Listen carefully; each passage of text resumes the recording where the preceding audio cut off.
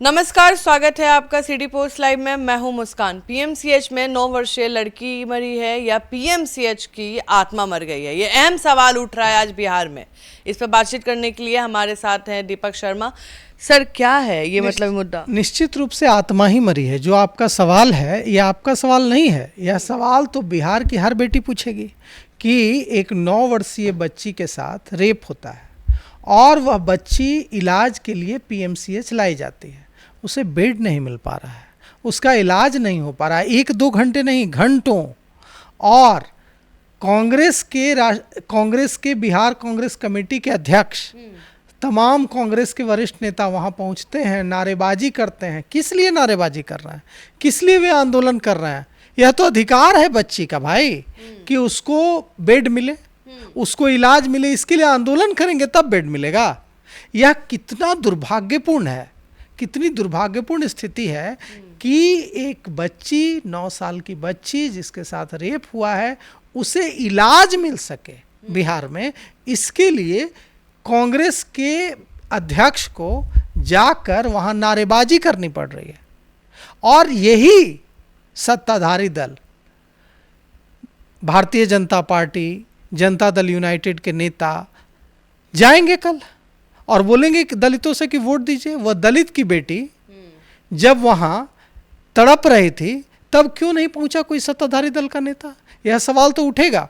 वो भी उस नीतीश कुमार के राज में, जिस नीतीश कुमार ने दलितों के लिए कितना कुछ किया अपने 20 साल। कोई इससे इनकार करेगा कि नीतीश कुमार ने दलितों के उत्थान के लिए, बेटियों के उत्थान के लिए कितना काम किया? कोई इससे इनकार नहीं कर सकता है। नीतीश कुमार जब आए बिहार के सत्ता में तो उन्होंने बेटियों, आधी आबादी के उत्थान के लिए कितने कार्यक्रम चलाए। और आज नीतीश कुमार ही मुख्यमंत्री हैं और हालत यह है कि एक बच्ची को इलाज नहीं मिल पा रहा है, रेप पीड़िता को, और सरकार मौन है, सरकार कोई कार्रवाई नहीं कर पा रही है। तो निश्चित रूप से जब चुनाव 5 महीने दूर है तो सरकार पर यह भारी पड़ सकता है और यह जवाब देना पड़ेगा स्वास्थ्य मंत्री मंगल पांडे को कि क्यों ऐसे हालात हैं पीएमसीएच में कि एक रेप पीड़िता बच्ची को बेड नहीं मिल पा रहा है, एक रेप पीड़िता बच्ची को इलाज नहीं मिल पा रहा है और आज उसकी मौत हो जा रही है। सर, सबसे अहम सवाल ये है कि वो लड़की 4 घंटा एम्बुलेंस में तड़पी है और उसको अगर बड़े लोग, अगर हम आम आदमी तो छोड़ देते हैं, अगर कांग्रेस के अध्यक्ष की बात करें, राजेश राम का, राजनीतिक की बात कर रहे हैं, अगर उनके अंदर इतना पावर नहीं है कि लड़की को वो बेड दिलवा पाए पीएमसीएच में। और पीएमसीएच में सवाल पहले भी उठते आ रहे हैं, मनीष कश्यप ले लीजिए, आप प्रशांत किशोर ले लीजिए, और आज आप देख ही रहे हैं।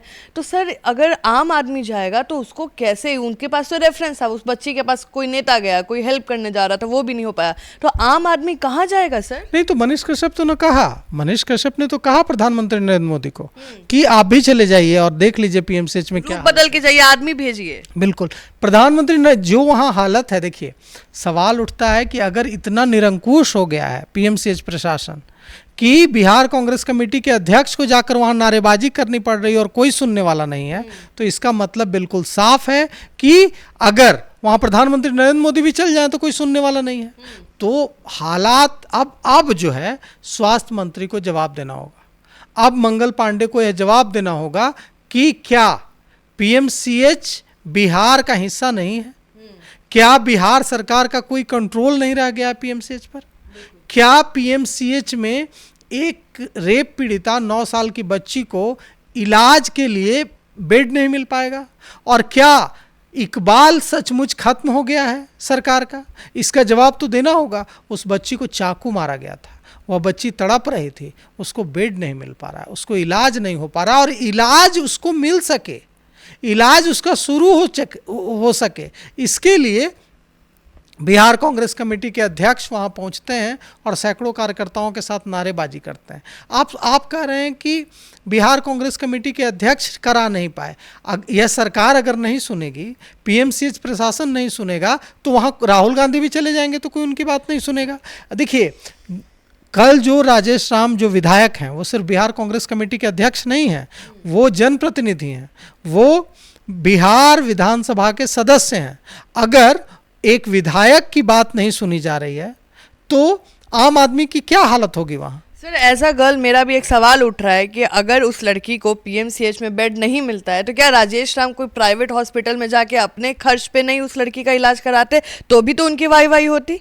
देखिए एज अ वुमेन हमको फील हो रहा है कि अगर आपको सच में मदद करनी थी तो आपके पास पैसा है, आप प्राइवेट हॉस्पिटल में, अच्छे अच्छे हॉस्पिटल है पटना में, और आपको हम रास्ता भी दिखा देंगे, सीट भी खाली है, तो क्या वो लड़की को वहां लेके नहीं जाया जा सकता था? क्या इसको राजनीतिक मुद्दा बनाना जरूरी था? देखिए ये जो सवाल है कि प्राइवेट हॉस्पिटल में ले जाया जाए, सबसे पहले जो रेप पीड़िता होती है, मतलब रेप केसेस के मामले होते हैं, उसको प्राइवेट हॉस्पिटल में ट्रीटमेंट देने में दिक्कत आती है। जो भी क्राइम से संबंधित मामले हैं प्राइवेट हॉस्पिटल इससे पल्ला झाड़ने की कोशिश करता है, क्योंकि चाहे वो मर्डर का मामला हो, अटेम्प्ट टू मर्डर का मामला हो, या फिर किसी भी तरह की जो किसी पर हमला की मामला हो, गोली लगने का मामला हो, ऐसे जो केसेज होते हैं, रेप के केसेज हो, ऐसे केसेज में पुलिस की कार्रवाई होती है, बहुत सारी प्रक्रिया होती है, इसलिए प्राइवेट हॉस्पिटल्स वाले इससे पल्ला झाड़ने की कोशिश करते हैं। एफआईआर करके तो हम लोग उसमें आगे जा सकते हैं। बिल्कुल जा सकते हैं। अब देखिए 4 घंटा उस लड़की को एम्बुलेंस में रखा गया, 4 घंटा मैनेज किए, 4 घंटा वो तड़पी, उतने देर में आप ये काम नहीं कर सकते थे? काम राजेश राम का नहीं है मुस्कान जी, ये काम जो है,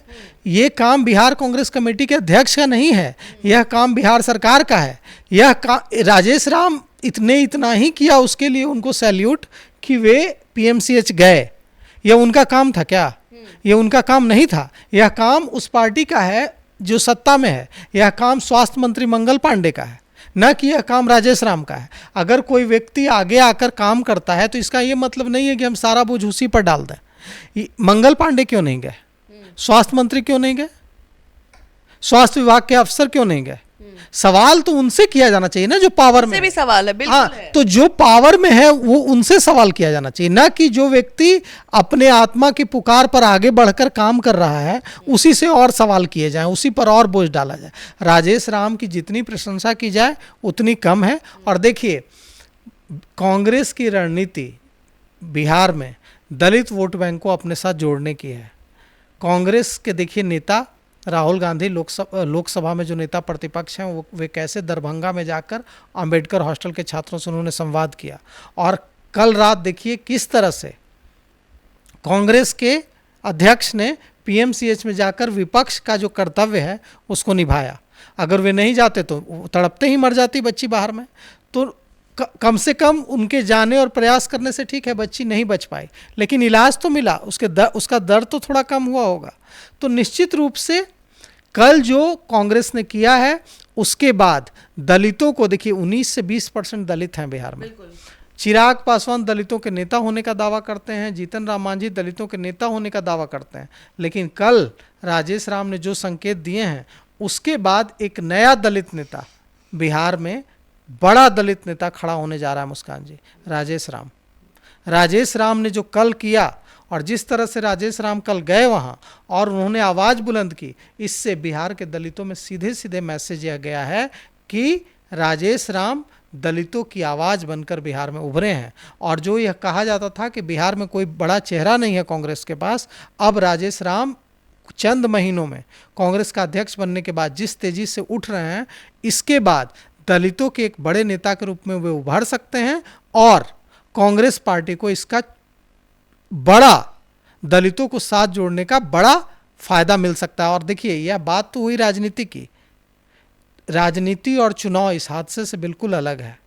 सवाल यहाँ यह है कि जो हुआ आज सुबह, लड़की की मौत हुई, कल रात जो हुआ उससे हर बिहारी का सिर शर्म से झुक गया है। और निश्चित रूप से हम यह मांग करते हैं, सिटी पोस्ट लाइव भी यह मांग करता है कि जो इस बच्ची की मौत के लिए जिम्मेवार लोग हैं उनके खिलाफ जांच कर कार्रवाई होनी चाहिए। तो आप सुन रहे थे इस पूरे डिबेट को, और ये शर्मनाक है और काफ़ी शर्मनाक है, और बिहार को इस पे शर्म आना भी चाहिए, और बिहार में जो सत्ताधारी में है उनको इस पर एक बार ध्यान भी देना चाहिए कि आखिर बिहार में हो क्या रहा है। क्या पीएमसीएच इतना बड़ा जो हॉस्पिटल है बिहार का जाना माना, वहाँ पे अगर वहाँ पे किसी बेटी को वहाँ पे जगह नहीं मिल पा रहा है और उसके लिए कोई सॉल्यूशन नहीं खोजा जा रहा है, तो ये काफ़ी शर्मनाक है। आप भी अपना ओपिनियन दे सकते हैं। तब तक के लिए बने रहे हमारे साथ। धन्यवाद।